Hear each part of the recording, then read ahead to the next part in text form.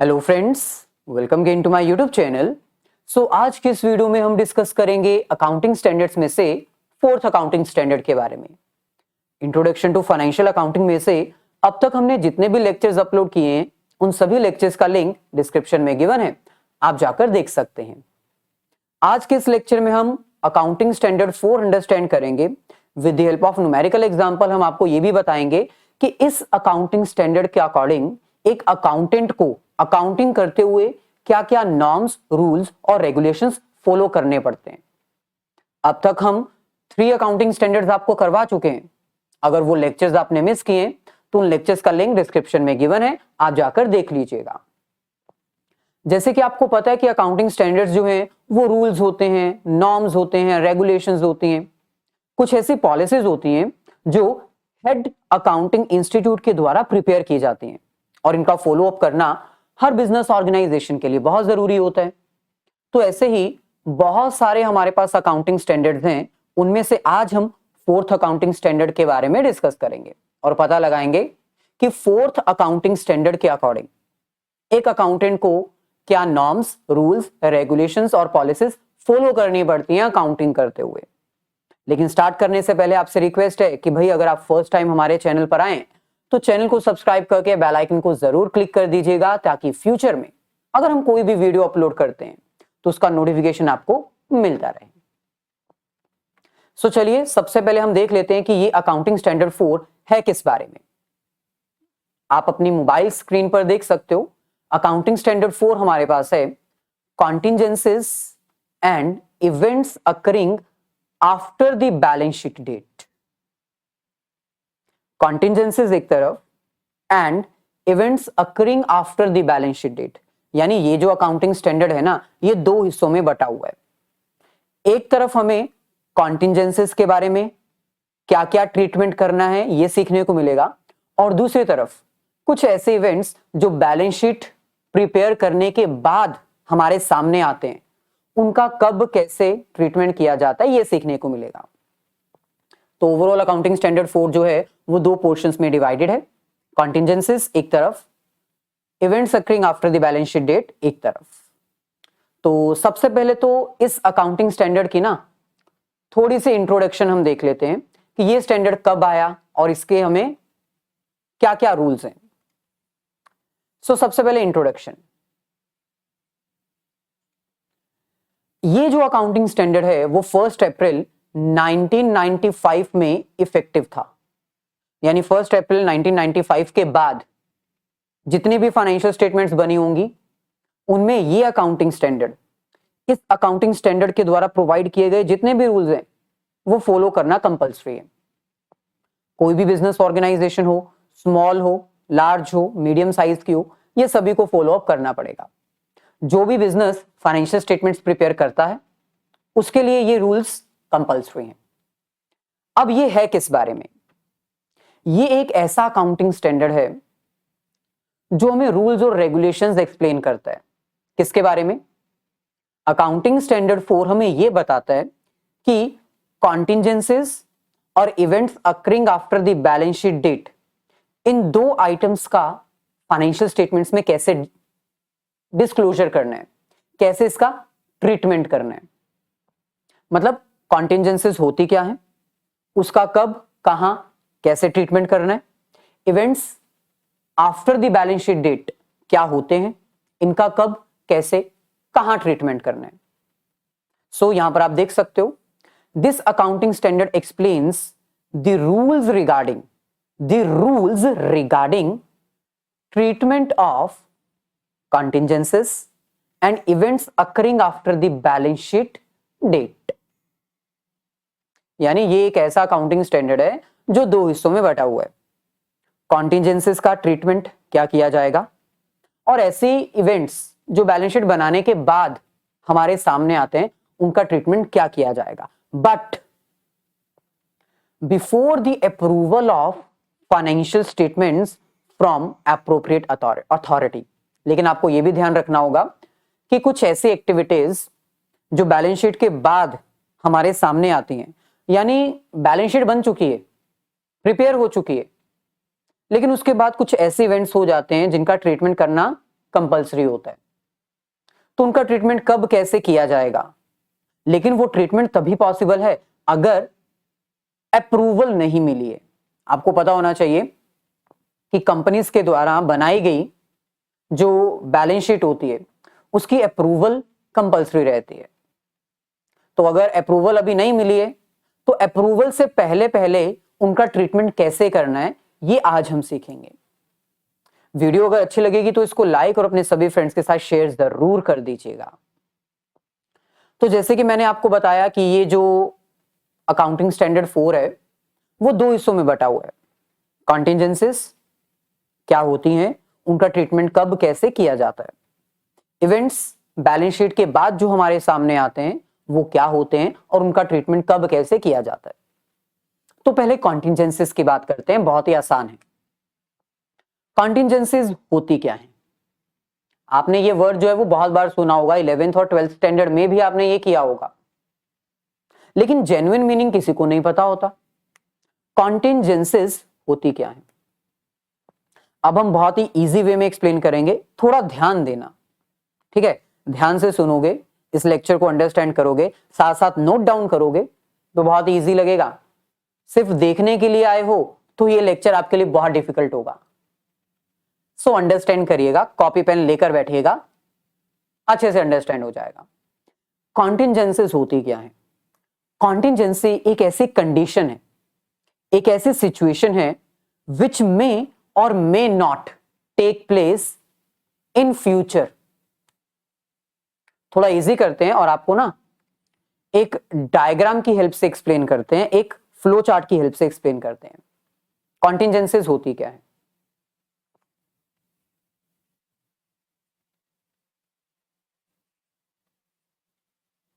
कॉन्टिंजेंसीज basically, कॉन्टिंजेंसीज कुछ ऐसी conditions होती हैं, कुछ ऐसी सिचुएशंस होती हैं। मैं यहां पर कंडीशंस लिख देता हूं।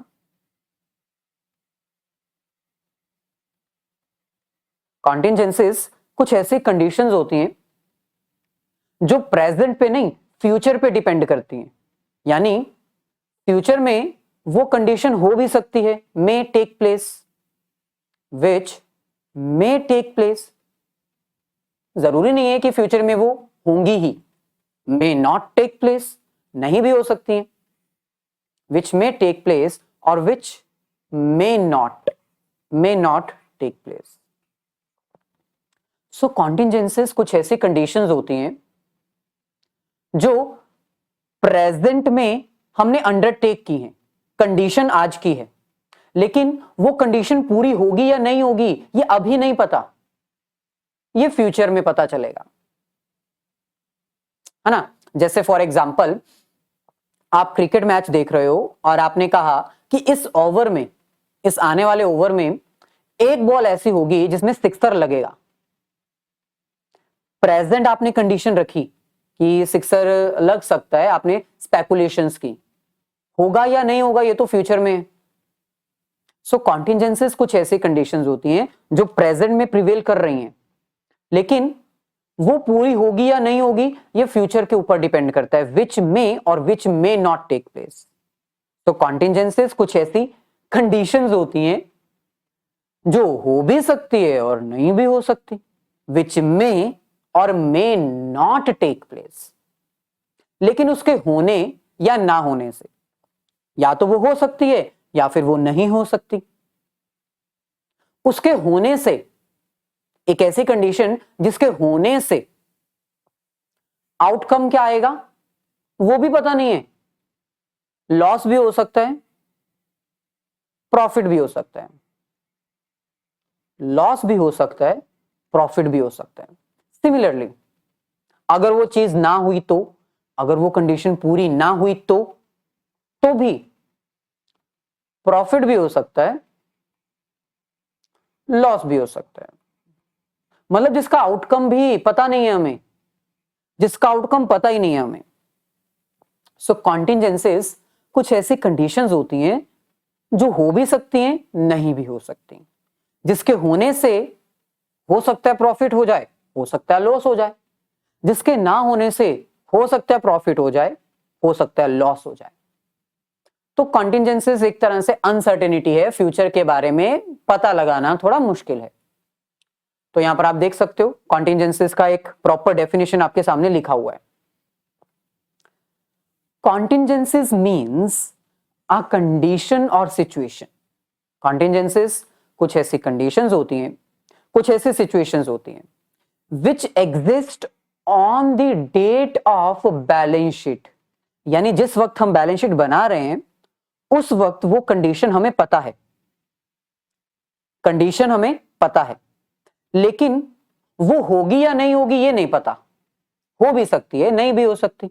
जैसे मैंने अभी एग्जांपल दी सिक्सर की, कंडीशन हमने रख दी कि इस ओवर में छक्का लग जाएगा, सिक्सर हो जाएगा। हो भी सकता है, नहीं भी हो सकता। सो एक ऐसी कंडीशन, एक ऐसी सिचुएशन जो प्रेजेंट बैलेंस शीट की डेट पे प्रिवेल करती है, लेकिन उसका आउटकम हमें नहीं पता है। हुज अल्टीमेट आउटकम, उसका जो फाइनल आउटकम है वो गेन भी हो सकता है, लॉस भी हो सकता है, लेकिन वो होगा या नहीं होगा ये हमें नहीं पता। वो कब पता चलेगा? फ्यूचर में, फ्यूचर में।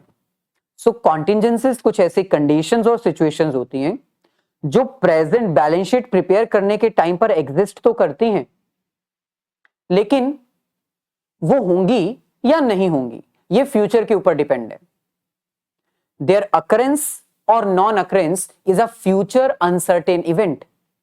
फ्यूचर के ऊपर डिपेंड करता है कि वो होंगी या नहीं होंगी, और उसके होने या ना होने से प्रॉफिट भी हो सकता है, लॉस भी हो सकता है। सर आप ये हमें क्यों बता रहे हो? मैक्सिमम हमें ये पता है, लेकिन भाई आपको ये तो नहीं पता ना कि इन कॉन्टिजेंसीज का ट्रीटमेंट क्या करना है। अकाउंटिंग स्टैंडर्ड 4 हमें यह बताता है कि कॉन्टिजेंसीज होती क्या हैं और उनका ट्रीटमेंट क्या करना है।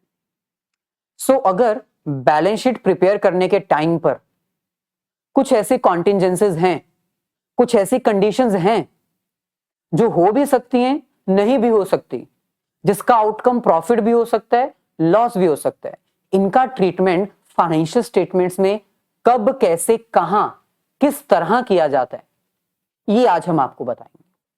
सो कॉन्टिजेंसीज का मीनिंग क्लियर? अगर सिंपल वर्ड्स में बोले, इन सिंपल वर्ड्स, कॉन्टिजेंसीज का मतलब है अनसर्टेनिटी अबाउट हैपनिंग और not happening of a future event. Contingency एक तरह से अनसर्टेनिटी है। अनसर्टेनिटी के बारे में मतलब पता लगाना मुश्किल है। अनसर्टेनिटी, सर्टेन नहीं है, कोई ऐसी एक्टिविटी जो सर्टेन नहीं है, जिसके बारे में कुछ कहा नहीं जा सकता। विच may take place or may not take place, which can occur, which may not occur, which may happen, which may not happen. तो इसको हम कहते हैं contingencies. सो थोड़ा सा आगे बढ़ते हैं और पता लगाते हैं एक एग्जाम्पल की हेल्प से कि contingencies होती क्या है और इनका ट्रीटमेंट क्या किया जाएगा। सो एग्जाम्पल आपके सामने है। For example, recovery of amount from debtor. एक चीज हम आपको बता दें कि ये जो अकाउंटिंग स्टैंडर्ड 4 है, जिसमें हम कॉन्टिजेंसीज का ट्रीटमेंट अंडरस्टैंड करने जा रहे हैं, ये कॉन्टिजेंसीज में हम सिर्फ और सिर्फ प्रोविजन फॉर डाउटफुल डेट की ही बात करते हैं। यानी हमारे डेटर्स जो हैं वो बैड हो सकते हैं। वैसे देखा जाए तो कॉन्टिजेंसीज बहुत तरह की हो सकती हैं, लेकिन अकाउंटिंग स्टैंडर्ड नंबर 29 आपका एक ऐसा स्टैंडर्ड है जिसमें आप कॉन्टिजेंसीज के बारे में थोड़ा डिटेल में डिस्कस करोगे। तो ये स्टैंडर्ड कॉन्टिजेंसीज के बारे में डिस्कस करता है, लेकिन ये एक लिमिटेड स्टैंडर्ड है। इसमें हम सिर्फ और सिर्फ डेटर्स के रिगार्डिंग ही बात करते हैं।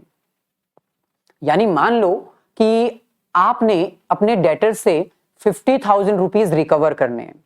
आपने अपने एक डेटर को, मान लो राम आपका डेटर है, आपने अपने डेटर को 50,000 रुपीज के प्रोडक्ट सेल किए, ₹50,000। अब ये 50,000 की अमाउंट आपको मिल सकती है, नहीं भी मिल सकती। मान लो राम कहता कि मैं आपको पेमेंट करूंगा 30th मई को, ऑन 30th मई। 2022 30th में 2022 को मैं आपको पेमेंट करूंगा, लेकिन कंडीशन रख दी उसने कहा कि अगर 27, 28, 29 इन 3 दिनों में कम से कम एक घंटा बारिश होनी चाहिए, रेन होनी चाहिए, रेन कंडीशन रख दी। राम हमारा डेटर है जिससे हमने 50,000 रिसीव करने, वो कहता कि मैं 30th मई तक आपको पेमेंट कर दूंगा पूरी की पूरी 50,000, लेकिन मेरी एक कंडीशन है 27, 28, 29 को लगातार बारिश नहीं होनी चाहिए, 27 तारीख को किसी भी टाइम पर 1 घंटा बारिश हो जाए, 28 को भी होनी चाहिए, 29 को भी 1 घंटे के लिए बारिश होनी चाहिए। तो उसने कंडीशन रख दी। जब हम बैलेंस शीट बना रहे थे तब एक कंडीशन हमारे पास थी। कॉन्टिंजेंसीज क्या होती है? कॉन्टिंजेंसीज एक ऐसी कंडीशन है जिसके होने ना होने से बिजनेस में प्रॉफिट भी हो सकता है, लॉस भी हो सकता है। तो ये वही कंडीशन है। राम हमारा डेटर है जिसे हमने 50,000 रुपए रिसीव करने हैं। अब हमें पता नहीं है मिलेंगे कि नहीं मिलेंगे, अब हमें पता नहीं है कि मिलेंगे कि नहीं मिलेंगे। ये हमारी कॉन्टिंजेंसी है। इसका ट्रीटमेंट क्या होगा एक बार ध्यान से अंडरस्टैंड कर लो। कॉन्टिंजेंसीज एक ऐसी कंडीशन होती है, तो हमारे इस क्वेश्चन में कंडीशन क्या है? 3 डेज रेन होनी चाहिए। 3 डेज जो है वो रेन होनी चाहिए। अच्छा, अब ये रेन जो है होनी चाहिए, ये प्रेजेंट सिचुएशन है, प्रेजेंट कंडीशन है। होगी कि नहीं होगी ये तो फ्यूचर के ऊपर डिपेंड करता है। बारिश होगी कि नहीं होगी ये फ्यूचर के ऊपर डिपेंड करता है। तो क्या ये कॉन्टिंजेंसी है? क्या ये कॉन्टिंजेंसी के डेफिनेशन को, मीनिंग को कवर करती है? ऑब्वियसली यस, ये कॉन्टिंजेंसी की डेफिनेशन और मीनिंग को कवर करती है। तो इसका मतलब ये कॉन्टिंजेंसी है विच मे टेक प्लेस और विच मे नॉट टेक प्लेस। सो बारिश अगर हो जाती है, इफ हैपेंस, अगर रेन हो जाती है, तो इसका आउटकम क्या होगा? हमें हो जाएगा प्रॉफिट और हमें 50,000 रुपीज मिल जाएंगे।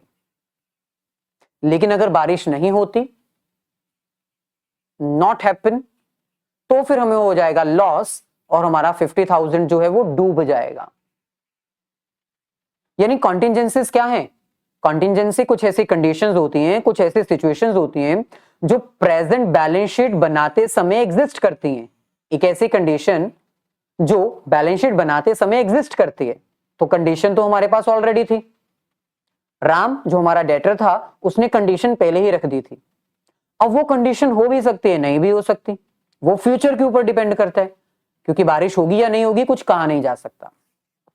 अगर बारिश हो जाती है तो हमारे लिए प्रॉफिट आउटकम 50,000 मिल जाएगा, लेकिन अगर नहीं होती है तो 50,000 डूब जाएगा। तो अब इसका ट्रीटमेंट करना क्या है? आपने 31 मार्च 2022 को अपनी बैलेंस शीट बनानी है। इस डेट को राम ने कंडीशन रखी हुई है 50,000 30th मई को मिलेगा अगर बारिश हो जाती है, नहीं बारिश होती तो नहीं मिलेगा। तो अप्रैल और मई अभी 2 महीने पड़े हैं। आज हम इसका ट्रीटमेंट क्या करें? अकाउंटिंग स्टैंडर्ड 4 एक ऐसा स्टैंडर्ड है जो यह बताता है कि कॉन्टिंजेंसीज का ट्रीटमेंट किस तरह करना है। अगर ऐसी सिचुएशन है, कंडीशन है, लेकिन उसका आउटकम फ्यूचर पे डिपेंड करता है, कंडीशन अभी है लेकिन उसका आउटकम फ्यूचर के ऊपर डिपेंड करता है, उसको हम कॉन्टिंजेंसीज बोलते हैं। और उसका ट्रीटमेंट क्या किया जाता है अब वो हम देखते हैं। ट्रीटमेंट क्या किया जाता है वो हम देखते हैं। ये हमारे पास treatment of contingencies, losses and gain. मैंने अभी आपको बताया कॉन्टिंजेंसीज का मतलब आउटकम में प्रॉफिट भी हो सकता है, लॉस भी हो सकता है। बहुत सारे स्टूडेंट्स को ये लगता है कि कॉन्टिंजेंसीज का मतलब है लॉस ही होगा, प्रॉफिट भी हो सकता है, लॉस भी हो सकता है, जैसे कि मैंने अभी बताया। तो situation number one, in case of high chances of losses, मतलब आपको लगता है कि लॉस होगा ही होगा। आपको लग रहा है कि आने वाले समय में 27, 28 और 29 को बारिश नहीं होगी, जिसके कारण आपको लगता है कि लॉस हो जाएगा। अच्छा, लॉस हो जाएगा, इसके बारे में आपको हाई चांसेस हैं, आपने मतलब 90%, आप 90% श्योर हो कि बारिश शायद नहीं होगी। तो अगर बारिश नहीं होगी, इसका मतलब आपका लॉस हो जाएगा, आपको 50,000 नहीं मिलेगा। अच्छा, एस्टिमेशन कितना है? पूरा का पूरा 50,000 आपको नहीं मिलेगा। एस्टिमेशन पॉसिबल है, राम से हमने 50,000 लेने हैं, वो हमें 50,000 नहीं देगा। एस्टिमेशन पॉसिबल है तो आप उसको बैलेंस शीट में ही एडजस्ट कर दोगे। आपको याद है ना, बैलेंस शीट में एसेट साइड आप यहां पर डेटर लिखते हो, डेटर्स, तो उन डेटर्स के अमाउंट में से आपको provision for doubtful debt minus कर देना है। प्रोविजन क्यों? क्योंकि आपको डाउट है कि ये डेटर्स बैड हो जाएंगे, ये आपको 50,000 नहीं देंगे। तो बहुत ही सिंपल है, अगर कॉन्टिजेंसीज एग्जिस्ट करती हैं at the time of preparing balance sheet date, और अगर आपको लगता है कि लॉस होगा ही होगा, बहुत ज्यादा हाई चांसेस हैं कि लॉस होगा, तो इन दैट सिचुएशन आपको कंजर्वेटिज्म कॉन्सेप्ट को फॉलो करते हुए ये लॉस रिकॉर्ड करना है, बैलेंस शीट में इसको एडजस्ट करना है। वहीं पर आपको लगता है कि लॉस तो होगा, सिचुएशन नंबर 2, आपको लगता है लॉस तो होगा, लेकिन कितनी अमाउंट का होगा ये नहीं पता। डेटर्स 50,000 के हैं, आपको लगता है कि राम जो है वो 30,000 शायद दे दे, लेकिन 20,000 वो नहीं देगा। 50,000 के डेटर्स हैं, आपको लगता है शायद, मतलब आपको कंफर्मेशन नहीं है, एस्टिमेशन लगाना आपके लिए मुश्किल हो रहा है, आप एस्टिमेट नहीं कर पा रहे हो, तो 30,000 आपको लग रहा है कि मिल जाएगा, 20,000 लग रहा है कि शायद नहीं मिलेगा। अगर तो एस्टिमेशन पॉसिबल है तो सिंपल है, आप इसको बैलेंस शीट में एडजस्ट करोगे। लेकिन अगर आपका एस्टिमेट लगाना ही मुश्किल है,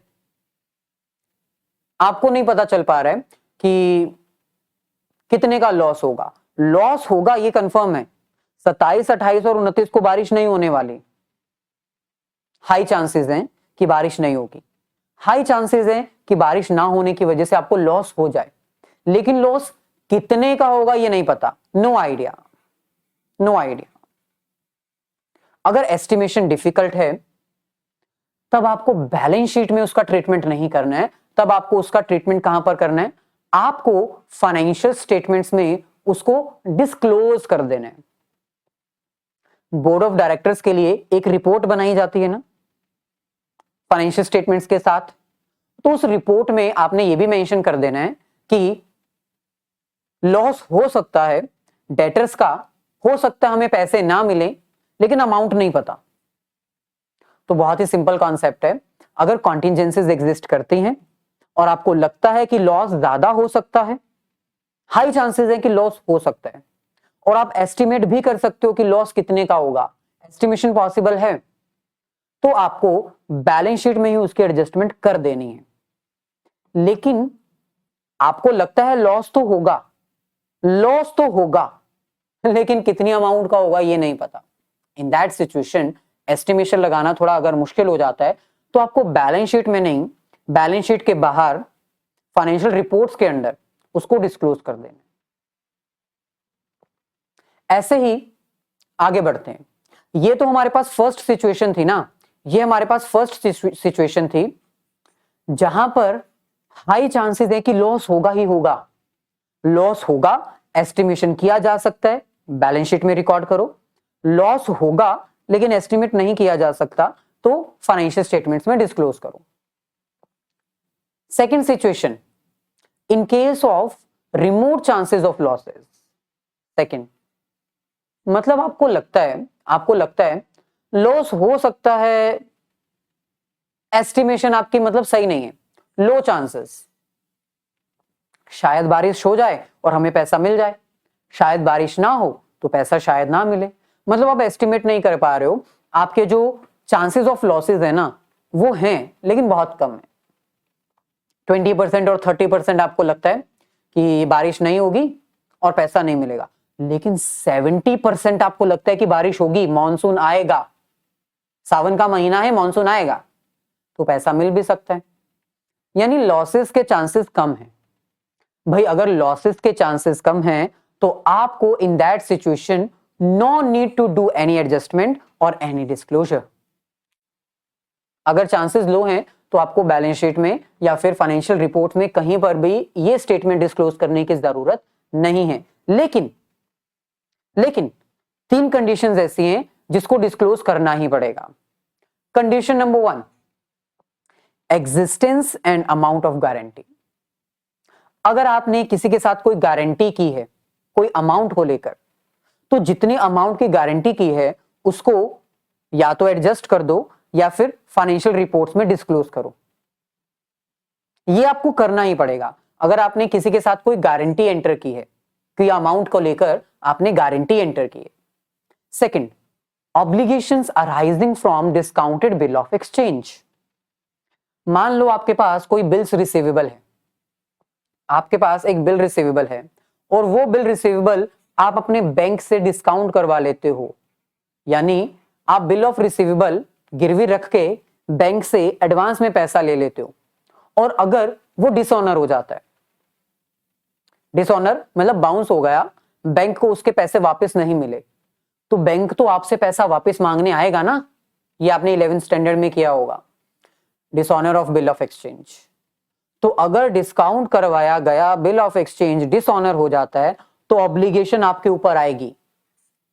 कॉन्टिजेंसी है ना, bill of exchange bill receivable dishonour हो भी सकता है, नहीं भी हो सकता। अगर डिसऑनर हो गया तो पैसा आपको देना पड़ेगा, नहीं डिसऑनर हुआ तो बैंक को पैसा कौन देगा, जिसकी लायबिलिटी थी वही देगा।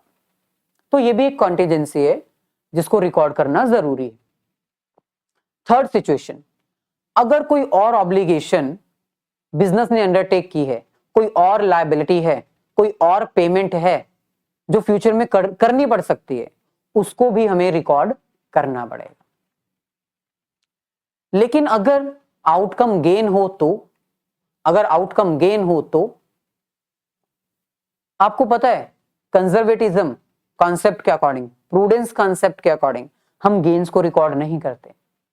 कॉन्टिजेंसी का मतलब होता है कि आउटकम इज अननोन, यानी फ्यूचर में कब क्या हो जाए नहीं पता, और उसके होने या ना होने से प्रॉफिट भी हो सकता है, लॉस भी हो सकता है।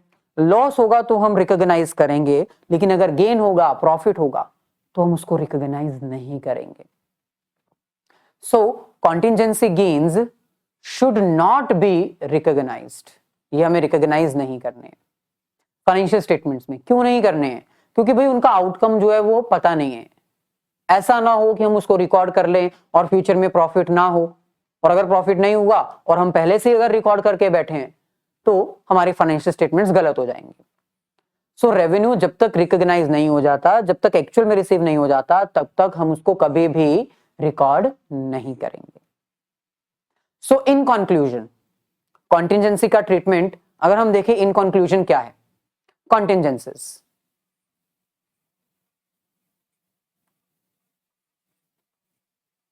कॉन्टिजेंसीज इसको हम डिवाइड करेंगे 3 पार्ट्स में। 3 पार्ट्स में कॉन्टिजेंसीज होती क्या है ये क्लियर है आपको? कॉन्टिजेंसी, कंडीशन नंबर 1, अगर चांसेस ऑफ लॉसेस हाई हैं, आपको लगता है कि लॉस हो सकता है, situation number 1। Situation number 2, low chances of losses, मतलब बहुत कम कारण है कि शायद ही लॉस हो, शायद ही लॉस हो। और तीसरा क्या है? गेन। गेन रिकॉग्नाइज नहीं करना, बात खत्म हो जाती है।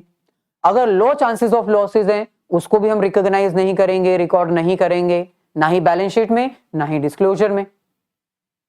बात आती है हाई चांसेस ऑफ लॉसेस, जब आपको लगता है कि लॉसेस हो सकते हैं।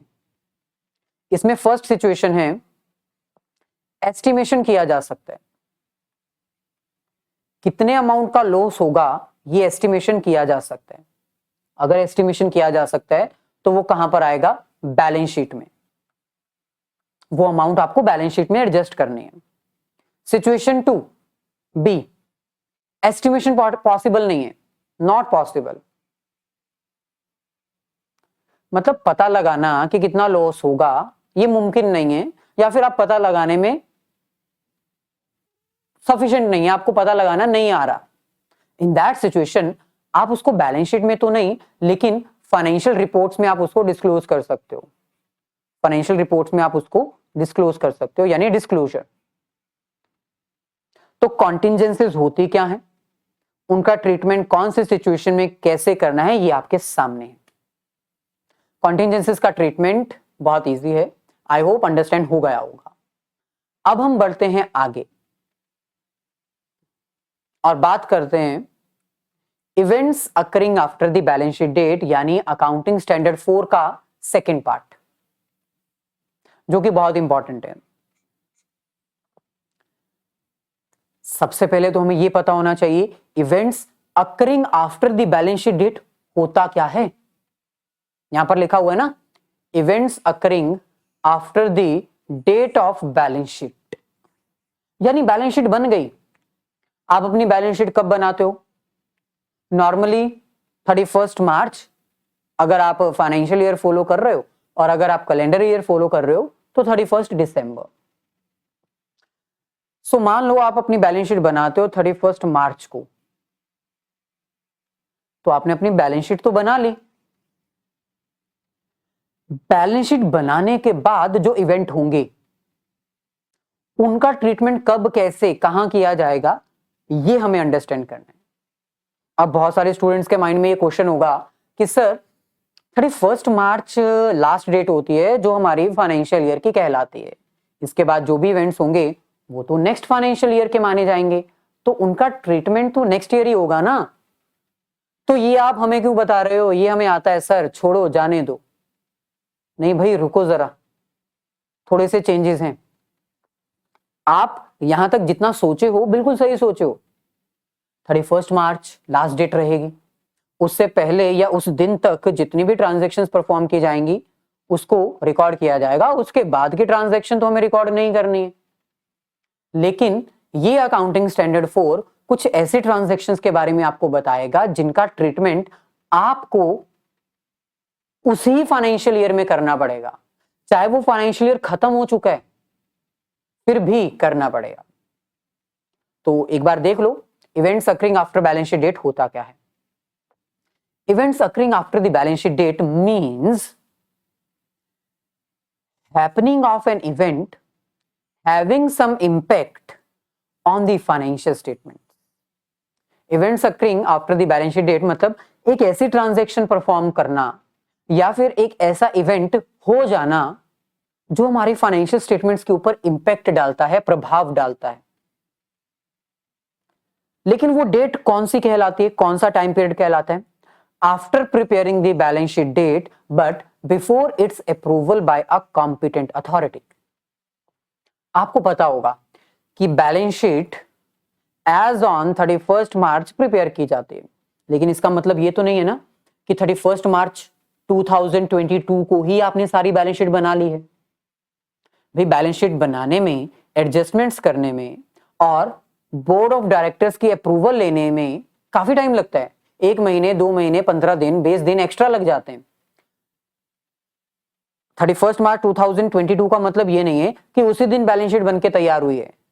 भाई बहुत सारी एडजस्टमेंट्स करना, बहुत सारे ट्रीटमेंट्स करना, जो फाइल्स हैं उनको चेक करना, ओरिजिनलिटी देखना और लास्ट में बोर्ड ऑफ डायरेक्टर्स की रिपोर्ट प्रिपेयर करवा के उनसे अप्रूवल लेना, उनसे साइन करवाना, इसमें काफी टाइम जाता है। लेकिन इस टाइम पीरियड के बीच में कौन से टाइम पीरियड के बीच में, time period between preparation of balance sheet and the date of approval, इन दो टाइम पीरियड्स के बीच में जो इवेंट्स होते हैं वो कब कैसे कौन से फाइनेंशियल स्टेटमेंट्स में रिकॉर्ड होते हैं, ये हमें अंडरस्टैंड करना है।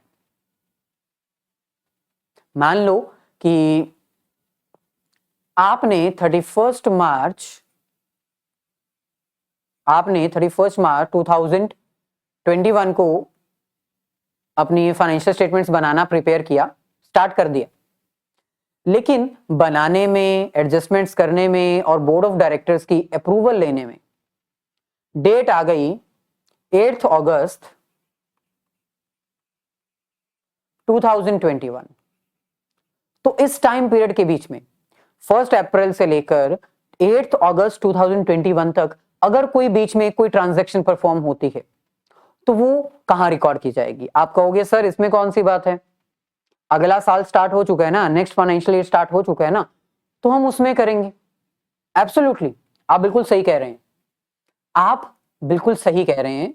ऐसे ट्रांजैक्शंस जो नेक्स्ट फाइनेंशियल ईयर में आती हैं उनको तो हम नेक्स्ट ईयर में ही करेंगे, क्योंकि फाइनेंशियल स्टेटमेंट्स जो हैं वो एक्रूअल बेसिस के अकॉर्डिंग प्रिपेयर किए जाते हैं। एक्रूअल बेसिस क्या कहते हैं, आपको याद है? फाइनेंशियल स्टेटमेंट्स जो हैं वो एक्रूअल बेसिस के अकॉर्डिंग प्रिपेयर की जाती हैं। एक्रूअल बेसिस ऑफ सिस्टम क्या कहते हैं?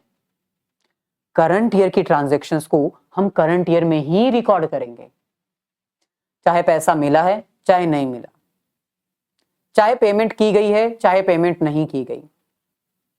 अगर कोई ट्रांजैक्शन करंट ईयर से बिलोंग करती है तो हम उसको करंट ईयर में ही रिकॉर्ड करेंगे। सर हमने तो अभी तक यही सीखा है। ऑब्वियसली भाई, बिल्कुल सही सीखा है आपने बिल्कुल सही सीखा है कि जिस फाइनेंशियल ईयर की ट्रांजैक्शन होगी उसको हम उसी में रिकॉर्ड करेंगे। तो इसका मतलब सर जो अभी आपने पूछा उसका आंसर हमने सही दिया क्या? बिल्कुल सही दिया भाई। बैलेंस शीट आप 31 मार्च 2021 तक की बनाओगे, इसके बाद की जो भी ट्रांजैक्शन होगी वो नेक्स्ट फाइनेंशियल ईयर में आएगी। बिल्कुल सही कहा आपने। फॉर एग्जाम्पल मान लो कि आपकी कैश सेल्स हैं 15 लाख और क्रेडिट सेल्स है 20 लाख। भाई ये ट्रांजैक्शन भी करंट ईयर की है, ये वाली ट्रांजैक्शन भी करंट ईयर की है, तो आप कितने अमाउंट रिकॉर्ड करोगे? 15 लाख आपको पैसा मिला, 20 लाख है तो करंट ईयर की, आपने प्रोडक्ट तो सेल किया लेकिन पैसा नहीं मिला, तो क्या हुआ? हम इसको करंट ईयर में ही रिकॉर्ड करेंगे और हमारी टोटल सेल्स 35 लाख की ही मानी जाएंगी, क्योंकि फाइनेंशियल स्टेटमेंट्स एक्रूअल बेसिस के अकॉर्डिंग प्रिपेयर की जाती हैं। और एक्रूअल बेसिस तो यही कहता है चाहे पैसा मिला है चाहे नहीं मिला, उसकी रिकॉग्नाइजेशन तभी हो जाएगी जब हमारे पास उसको रिसीव करने का राइट आ चुका है। जब हमारे पास अमाउंट रिसीव करने का राइट आ चुका है उसी फाइनेंशियल ईयर में हम उसको रिकॉर्ड करेंगे। हो सकता है कि आपको ये 20 लाख नेक्स्ट ईयर में मिल जाए, लेकिन आपको रिकॉग्नाइजेशन कब करनी है, इसको रिकॉर्ड कब करना है? नेक्स्ट ईयर में नहीं, करंट ईयर में। सिमिलरली मान लो आपने अपने इंप्लॉइज को सैलरी पे की है 1,50,000, 2 लाख अभी तक आपने पे ही नहीं की है, आउटस्टैंडिंग है, और 1 लाख आपने एडवांस पे कर दिया है, तो कितनी अमाउंट रिकॉर्ड करोगे फाइनेंशियल स्टेटमेंट्स में? आप कहोगे सर 1.5 लाख करंट ईयर का था, हमने दे दिया, 2 लाख करंट ईयर का है, चाहे नहीं दिया हम फिर भी आज ही इसको रिकॉर्ड करेंगे क्योंकि करंट ईयर का है। और ये जो 1 लाख है ये नेक्स्ट ईयर का है, हमने अभी एडवांस दे दिया तो हम माइनस कर देते हैं, यानी ये जो भी ट्रीटमेंट आएगा आपका answer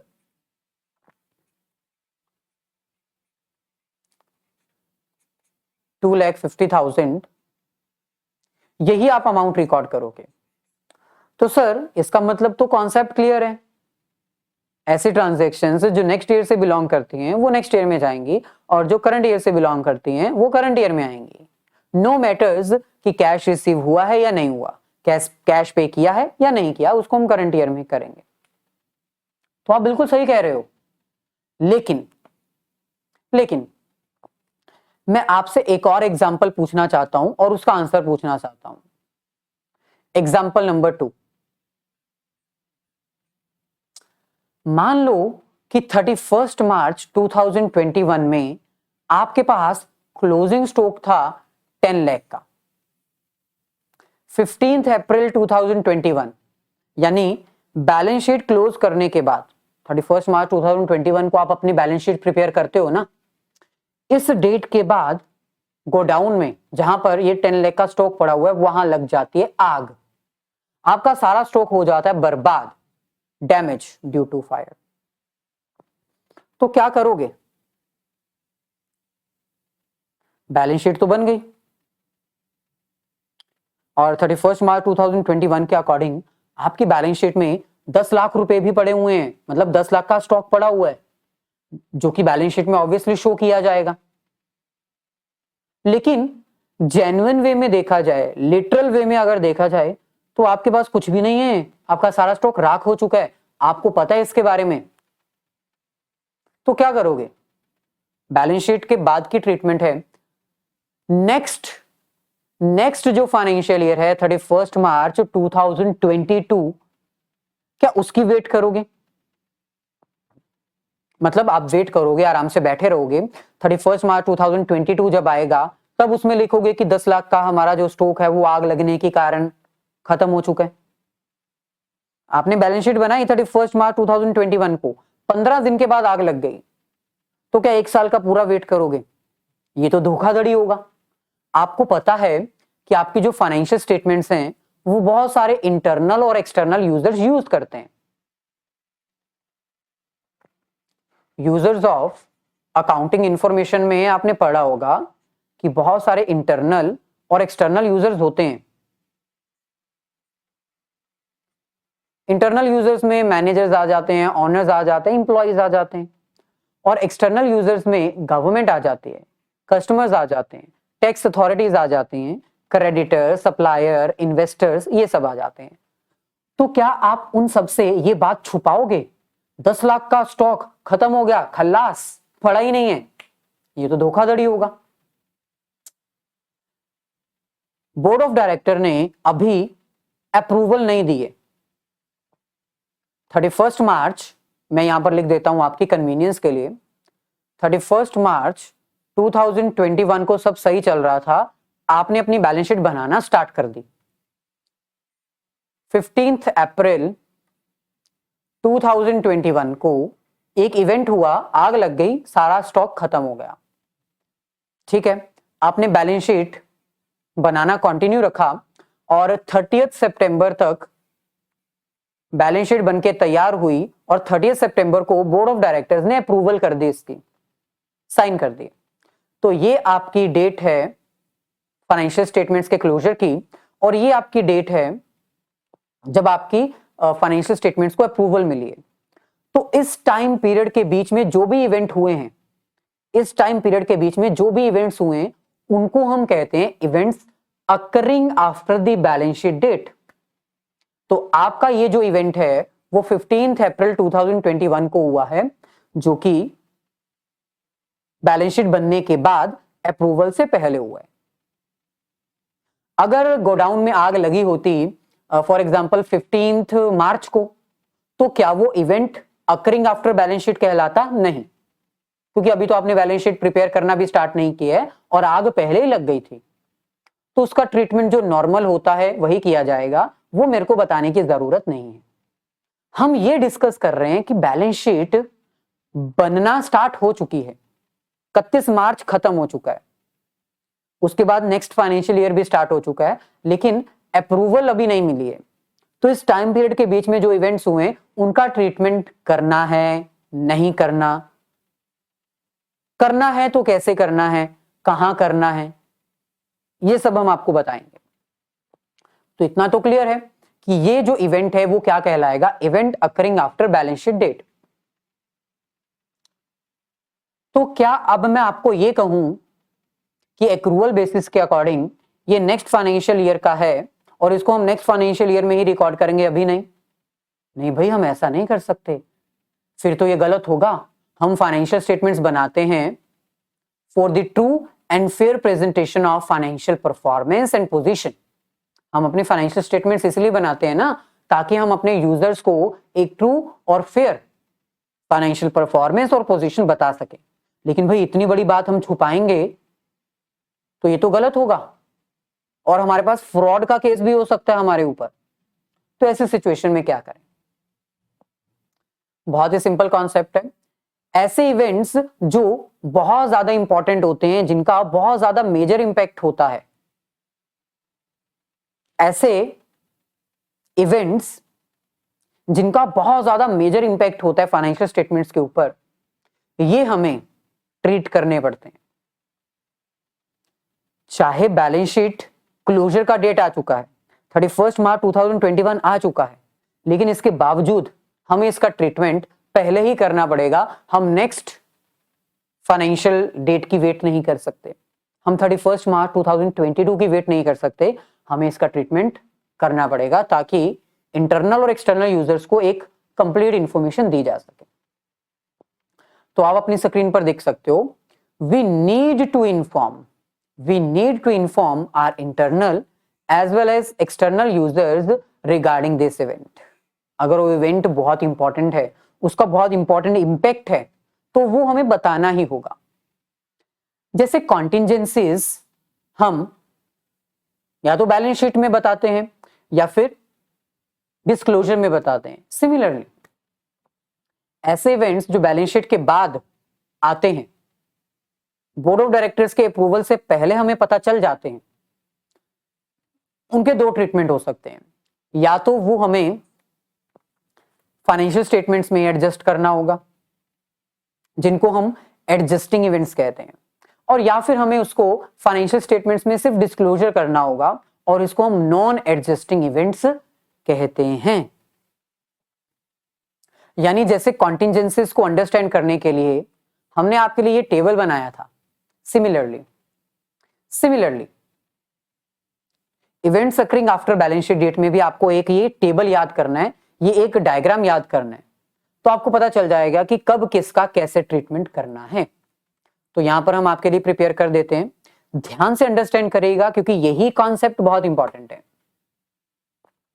okay, so events occurring after the balance sheet date यहां पर प्रिपेयर कर लेते हैं।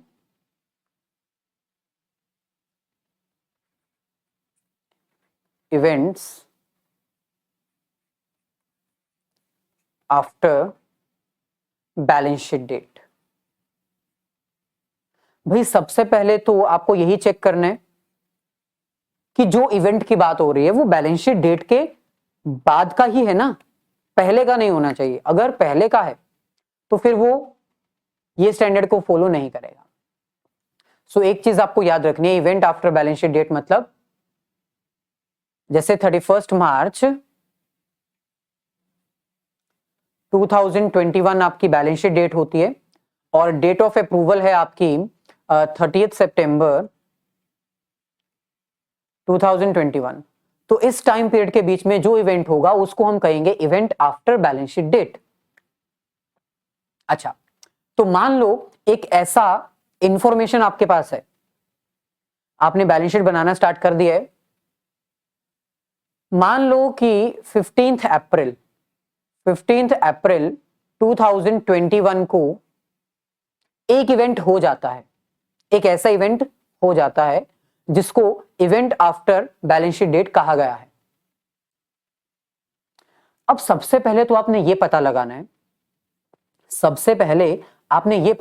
है, कि ये इवेंट हमारी फाइनेंशियल स्टेटमेंट्स को इंपैक्ट करता है या नहीं करता।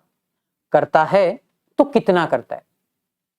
मान लो मेजर इंपैक्ट है, मेजर इंपैक्ट, या फिर एक ऐसी एक्टिविटी हो सकती है जिसका मेजर इंपैक्ट नहीं है।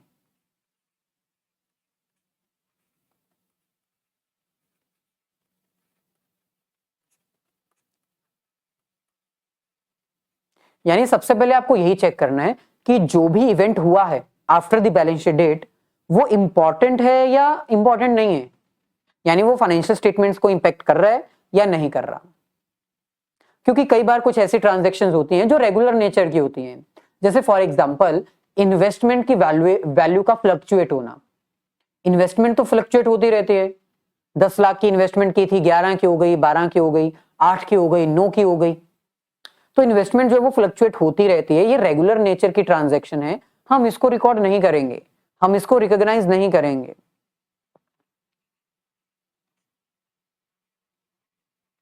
तो सबसे पहले तो आपको यही पता लगाना है कि क्या वो इवेंट मटेरियल नेचर का है, इंपॉर्टेंट है, उसके होने ना होने से बिजनेस को इफेक्ट हो सकता है क्या। तो अगर तो वो ज्यादा इंपॉर्टेंट नहीं है, ज्यादा इंपैक्ट नहीं डालता, तो उसको ट्रीट नहीं करना। रेगुलर नेचर का है, ट्रीट नहीं करना। लेकिन अगर वो एक ऐसा इवेंट है जो बहुत इंपॉर्टेंट है, जो फाइनेंशियल स्टेटमेंट्स को इंपैक्ट कर सकता है, तो उसकी रिकॉर्डिंग करना, रिकॉग्नाइजेशन करना, ट्रीट करना इंपॉर्टेंट है, तो हम ट्रीटमेंट करेंगे। हमें ट्रीटमेंट करना ही पड़ेगा। अच्छा, ट्रीटमेंट तो करेंगे, ठीक है, लेकिन कहां करेंगे। मैंने अभी आपको बताया कि 2 तरह के ट्रीटमेंट्स होते हैं, adjusting events, non adjusting events. Adjusting events का मतलब होता है कि हम उसको ट्रीट करेंगे अपनी फाइनेंशियल स्टेटमेंट्स के अंदर। दूसरी तरफ नॉन एडजस्टिंग इवेंट्स ऐसे होते हैं जिसका हम ट्रीटमेंट नहीं करेंगे, लेकिन उसको डिस्क्लोज कर देंगे फाइनेंशियल स्टेटमेंट्स में, एडिशनल इंफॉर्मेशन के तौर पर, वर्किंग नोट्स के तौर पर उसको डिस्क्लोज कर देंगे। तो कैसे पता लगाएं कि इसको एडजस्ट करना है या एडजस्ट नहीं करना। तो बहुत ही सिंपल कॉन्सेप्ट है। मान लो कि आपके पास एविडेंस है,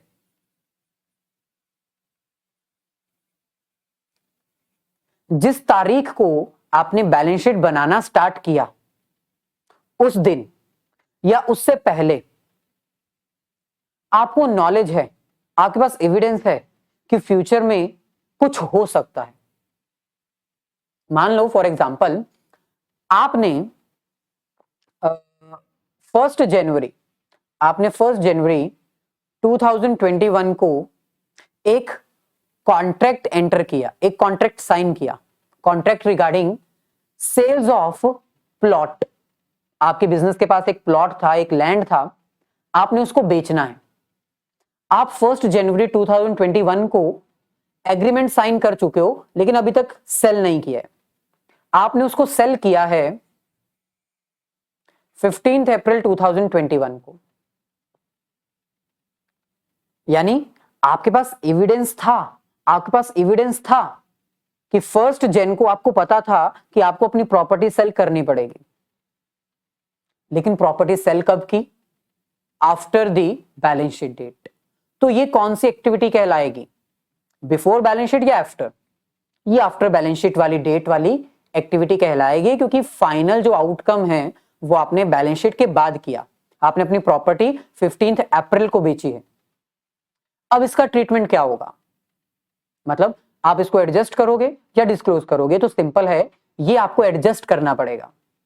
रीजन, अगर बैलेंस शीट डेट से पहले 31 मार्च या उससे पहले आपको नॉलेज है, आपके पास एविडेंस है कि फ्यूचर में ये इवेंट हो सकता है, आपके पास एविडेंस है, तो आप उसको एडजस्ट करोगे। सो एविडेंस है तो एडजस्टमेंट की जाएगी। लेकिन अगर आपके पास एविडेंस नहीं है, आपके पास कोई नॉलेज नहीं है, जैसे आप अपना बिजनेस चला रहे थे, 31 मार्च को आपने बैलेंस शीट बनाई, 15 अप्रैल 2021 को गोडाउन में आग लग गई। अब आग लगेगी, इसकी नॉलेज पहले से तो नहीं थी, कोई एविडेंस नहीं था, नो एविडेंस। तो सबसे पहले तो क्या ये आफ्टर वाला इवेंट है या बिफोर वाला? ऑब्वियसली आफ्टर वाला ही है, क्योंकि आग जो है वो 15 अप्रैल को लगी है। तो ट्रीटमेंट तो करना होगा, इंपॉर्टेंट है, ट्रीटमेंट तो करना होगा। लेकिन एडजस्टमेंट करेंगे या डिस्क्लोजर? तो सिंपल है, आग लगेगी या नहीं लगेगी इसका कोई एविडेंस नहीं था, इसलिए हम इसको डिस्क्लोज करेंगे।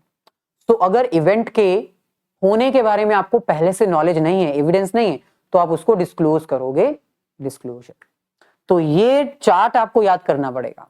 एक बार मैं दोबारा से एक्सप्लेन कर देता हूं, फिर हम इसकी एक एग्जांपल करेंगे। Events occurring after balance sheet date का मतलब होता है बैलेंस शीट डेट जो है उससे लेकर अप्रूवल की डेट तक जो टाइम पीरियड है उसको हम कहते हैं events occurring after the balance sheet date. इस टाइम पीरियड के बीच में जो भी इवेंट्स होंगे उसको हम दो हिस्सों में बांटेंगे। पहला, वो इवेंट जो है इंपॉर्टेंट है, इसका मेजर इंपैक्ट है बैलेंस शीट में या फिर फाइनेंशियल स्टेटमेंट्स में। दूसरा पोर्शन, ऐसे इवेंट्स जो रेगुलर नेचर के हैं, जिसका इंपॉर्टेंट इंपैक्ट नहीं है, जो ज्यादा प्रभाव नहीं डालता है। जो ज्यादा प्रभाव नहीं डालता उसका तो हम कोई ट्रीटमेंट करेंगे ही नहीं। ऐसे इवेंट्स जो बैलेंस शीट के बाद होते हैं लेकिन इंपॉर्टेंट नहीं है, उसका ट्रीटमेंट नहीं किया जाएगा। वहीं पर दूसरी तरफ ऐसे इवेंट्स जिनका मेजर इंपैक्ट है उसको हमें ट्रीट करना है। ट्रीटमेंट फर्दर दो हिस्सों में बांटी हुई है, या तो हमें उसको एडजस्ट करना है या फिर हम उसको डिस्क्लोज करेंगे। एडजस्ट कब किया जाएगा? बैलेंस शीट डेट या उससे पहले, यानी 31 मार्च 2021 या उससे पहले आपको पता है कि फ्यूचर में ये हो सकता है, आपके पास एविडेंस है, आपके पास नॉलेज है, तब तो आप उसको एडजस्ट करोगे। लेकिन अगर आपके पास एविडेंस नहीं है, आपके पास कोई नॉलेज नहीं है, एक ऐसी एक्टिविटी जिसके बारे में कोई जानकारी ही नहीं है, उसको आप एडजस्ट नहीं डिस्क्लोज करोगे। सो ये प्रॉपर ट्रीटमेंट है। अब हम बढ़ते हैं थोड़ा आगे और हम बात करते हैं अकाउंटिंग स्टैंडर्ड 4 के डिस्क्लोजर के बारे में। हालांकि हमने आपको contingencies, events occurring after balance sheet date दोनों के डिस्क्लोजर्स बता दिए हैं, लेकिन फिर भी आप एक बार इनको रीड आउट कर लीजिए ताकि आपके माइंड में सेट हो जाए। Disclosure number 1, according to accounting standard 4, disclosure requirements would be applicable only with respect to such contingency or events that affect financial position to a sustainable extent। ये मैंने आपको पहले ही बता दिया।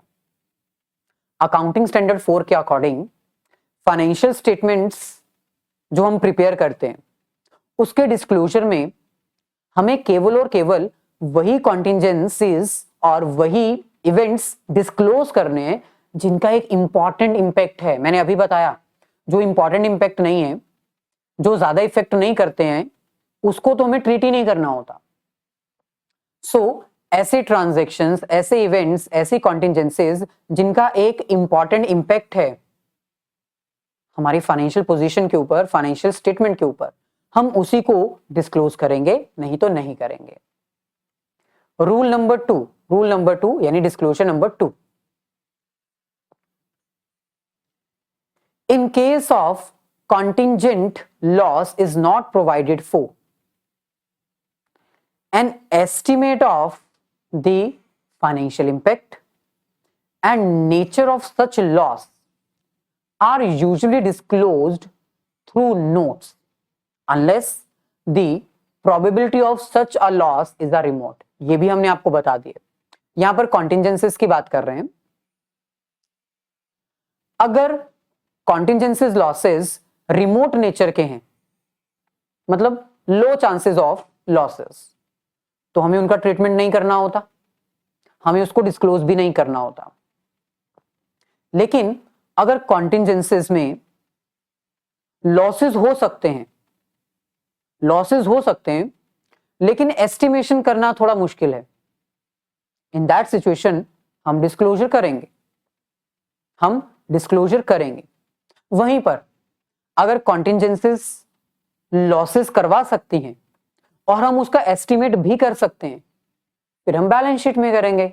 वही 3 पॉइंट्स जो मैंने अभी आपको यहां पर डायग्राम में बताए थे। दिस वन,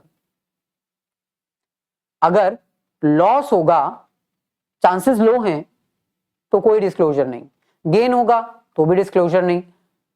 लॉस होगा, चांसेस जो हैं वो हैं, लेकिन कितना होगा नहीं पता, एस्टिमेशन मुश्किल है, तो हम डिस्क्लोजर करेंगे। लॉस होगा, वो है, वो मालूम है, कितना होगा एस्टिमेशन वो भी मालूम है, तो बैलेंस शीट। ऐसे ही थर्ड पॉइंट हमारे पास है, in case a reliable estimation of financial impact cannot be arrived at, this fact need not to be disclosed. ये भी हम आपको ऑलरेडी बता चुके हैं.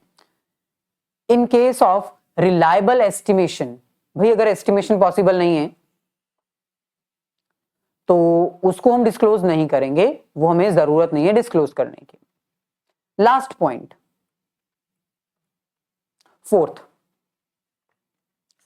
when events that occur after the balance sheet date are disclosed in the report of approving authority. अगर आपको जो इंपैक्ट्स हैं वो डिस्क्लोज करने पड़ते हैं, एडजस्ट करोगे तब तो बैलेंस शीट में ही सब कुछ दिख जाएगा, लेकिन अगर आप डिस्क्लोज करोगे, इन दैट सिचुएशन किस नेचर की डिस्क्लोजर है, किस नेचर का इवेंट है, कितना इंपैक्ट है, कितनी अमाउंट है, ये आपको बताना पड़ेगा.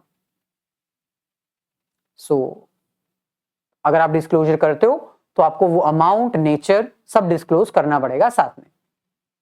चलिए अब हम एक क्वेश्चन ट्राई करते हैं जिसमें हमें पता लगाना है कि हमें डिस्क्लोजर करना है या फिर एडजस्ट करना है.